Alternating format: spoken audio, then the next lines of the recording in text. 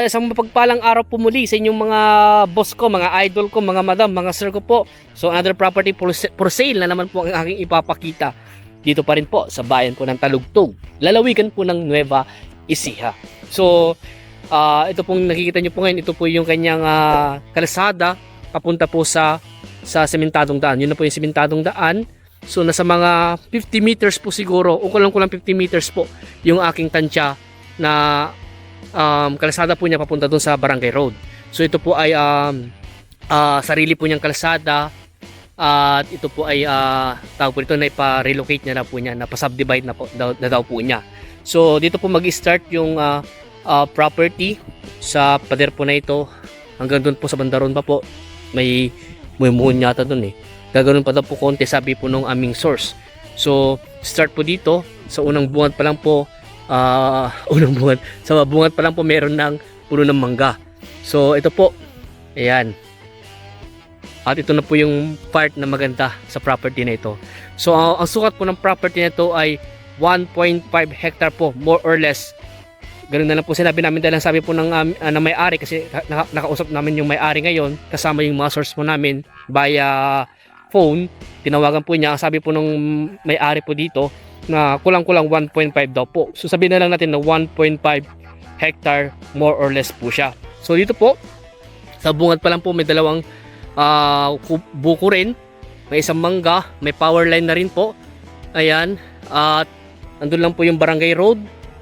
Simentado po siya, nasa mga 5 minutes driving lang po papunta po sa town proper po ng Talugtog.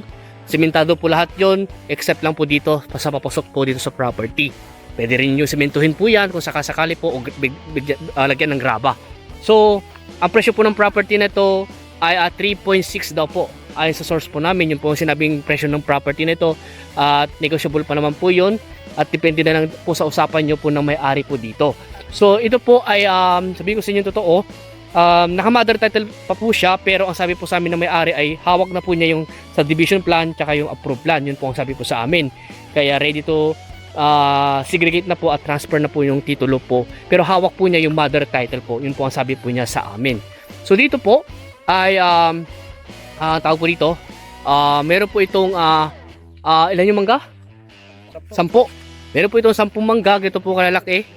Ayan, pero alam ko grafted to eh. Grafted, merong ilan yung langka? Ay, ilan yung chiko? 4 na chiko. Meron din puno ng bayabas, puno ng langka. Ayan po, may mga iba't ibang mga puno, may mga saging, ano pa yung mga dito, may mga santol, may aratilis, at meron po itong bahay ng caretaker po. Sa ngayon po wala yung caretaker, pero andito rin po yung isang contact po na may-ari para mailapit po sa atin itong property ito, at may share din po namin sa inyo para makita nyo po. So dito po meron silang kulungan ng baboy. So pwede kayong mag-alaga ng baboy po dito. Siguro estimate namin nasa mga ilan kaya niyang ano to, nasa mga, sabi natin mga 20 siguro na heads ng baboy yung kayang i-accommodate po itong kulungan ng baboy po niya. Ayan po. So meron na siyang power line, source of water. Ilan yung deep well? Isa, dalawa rin. Dalawa yung deep well. Pero yung isang deep well po ay meron siyang naka-electric pump. Naka-connect po siya sa kuryente. At meron din po itong palayan. Sa mga ilan kayo yung palayan niya? Sa mga 1 hectare siguro, no? Sa mga 1 ang estimate po namin sa palayan po yan, yung natatamnan ng palay, nasa mga 1 hectare po siya. At meron din po itong fish pan. Ayan, sayang nga lang po wala tayong drone, pero tutapalo na po yung drone video. So hanggang doon pa po yan. Kung nakikita nyo po yung mga poste ng ng bakod po, ayan yung concrete post po na yan, yan po yung boundary. So kasama pa po itong mangga na ito, ayan, at yung mga tanim nilang palay, ay yung taniman ng palay dyan. So may mga buko, ayan po, at ito may guyabano, kaso nga lang namamatay na pala. May bayabas, may aratilis, tsaka meron, ano tawag dito? Kamyas. Ayan, kamyas. Ayan. So, puntaan po natin yung kanyang fish pan, at ganoon din po yung kanyang palayan. At ang sabi ng source po namin, meron din daw po kalsada sa likod ng property na ito. Sa pinakadulo ng property na ito, yun ang sabi sa amin. Wala po lang kasi tayong drone para makita po natin sana, pero yun po sabi ng source po namin. Okay po. So, ito meron din pong kubo dito na tambayan po nila pag nag-ano po sila sa palayan o kaya sa fish pond. At andun po yung mga gamit nila, ano kaya yung mga yun, mga balde. Ayan. At may mga saging rin po dito, may mga puno ng saging. Ayan po. At ang maganda rin po dito, katabi po niya ay resort. Yung resort po na yan ay ang may-ari po niyan is yung kapatid din po ng may-ari na ito, itong property na binibenta. Oo. Yung sabi namin, daan sa dulo, hindi natin kasi mapuntahan. Bali na ani na rin pala yung ano nila, palay nila, na ani na. So, pwede kayong magpalay. Sa inyo po yan kung ano yung gusto nyo itanim po dito kapag kayo po makakabili. So, ang boundary po niya, ito yata, no? Itong pilapil na. Itong ano ng fish pan. Yung biki niya. Ayan. So, ito po yung fish pan po niya. Siguro po may laman to, boss. May laman to fish pan niya. Mga ilan kaya yan? Yung laman niya. Halo-halo. May dalag siguro dyan, may hito, may tilapia. Halo-halo na po siguro yung inaalagaan nila dyan. Matibay na lang kung sino mabubuhay dyan. So, ayan po yung resort na sinasabi. Palapad siya. Yan po yung resort na sinasabi na ang may-ari po is yung kapatid po ng seller po nito. At yun, yan po yung deep well. Naka-electric pump po siya. Ayun po, Kaya dalawa po yung deep well po niya. May deep well po sa harap. Ayan. At marami po siyang buko, maraming buko.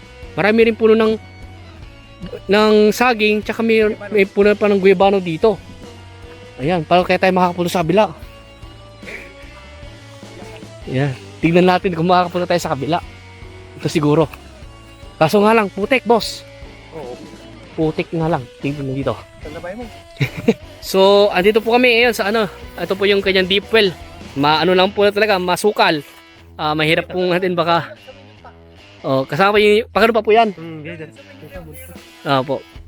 Pagano pa po yan. Kaya, tignan po natin yung ibang part para makita nyo po itong property na ito. Ulitin ko po, ito po ay 1.5 hectare more or less at meron pong presyo na 3.6 million. Negotiable pa naman po yun. At depende na po sa usapan nyo kung magkano po yung isasagad yung presyo. Ayan po. At pwede rin namin itanong kung sakasakali yung kanyang last price po sa property na ito. So ito na po, andito po kami sa part ng kanyang palayan. Ayan po, dito kami sa part ng palayan po ng property na ito. Yan na pala yung barangay hall, boss. Saka gym. Barangay hall nila. Barangay hall, tsaka gym. Okay, so may mountain view. Ayan. Tapos, maganda po siya. Patad. Flat terrain po, itong property na ito.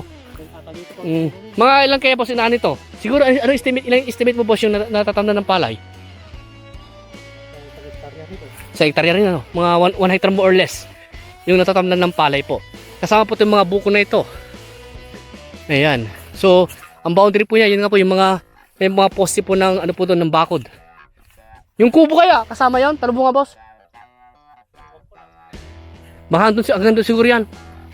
So, may kubo doon. Pero kailangan pa rin ipa-geodetic po ito para malaman natin yung eksaktong boundary na naman po ng property. Pero dito naman po, napapa-geodetic na nila, napasubdivide na po nila. Pero nasa sa inyo pa rin po yan, sa makakabili po kung ipapa-geodetic pa po ninyo itong property nito. Ayan po. So, hindi ko na mapuntahan yung iba at medyo hinihingal na ako. Ang importante po, ipakita ko po yung part po doon sa kanyang residential. So, pwede ka mag-residential pa dito, pwede ka magtayo ng bahay doon sa harap. Sa likod po niya, andito yung farm mo kung sakasakali. At maganda rin po dito, malapit lang po talaga sa town proper po ng Talugtog. Malapit sa palengke at accessible po sa lahat ng sasakyan. Kahit kotse po yung sasakyan nyo, makakapasok po dito. At ayusin lang pati yung kanyang daan, nalagyan natin ng graba. Kahit kotse po makakapasok na po dito ngayon. Pero tag-ulan naman po, medyo madulas, maputik. Kaya mas maganda kahit magraba lang po or kung mas maganda, masemento po natin. Ayan. So kung may katanungan pa po kayo regarding sa property na ito, tawag lang po kayo sa akin. At kung gusto nyo mag-view sa property na ito, mag-schedule lang po kayo at sasamahan po namin kayo.